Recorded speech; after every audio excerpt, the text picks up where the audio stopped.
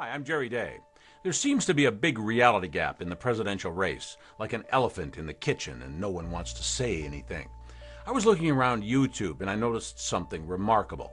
I'm going to show you some web data, and I think when I'm done, you'll agree that there is something dreadfully wrong with what the broadcast media has told us about the presidential race.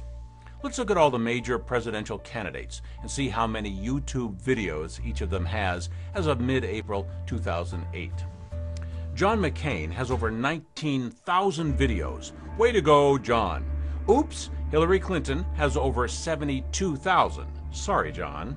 Oh my gosh, Barack Obama has almost 85,000 videos on YouTube. More than McCain or Hillary, Obama is the man.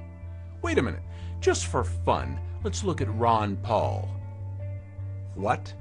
117,000 videos?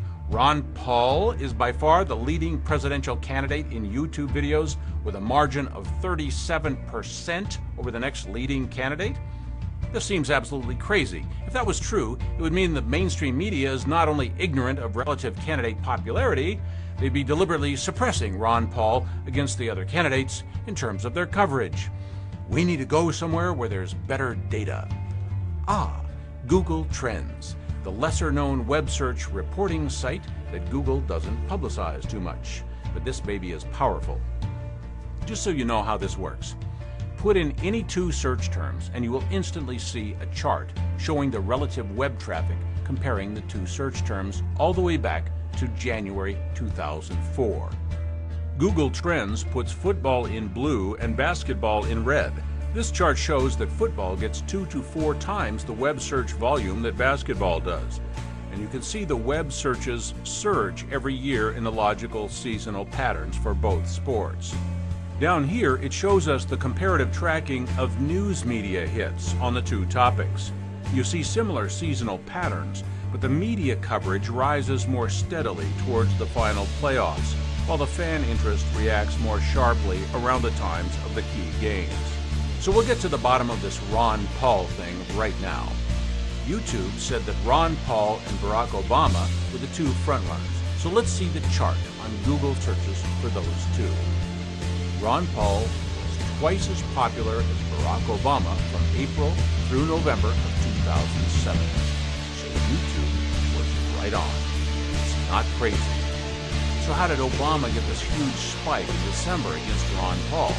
The chart below says that the mainstream news media gave Obama 8 or 10 times as much news coverage as they gave Ron Paul.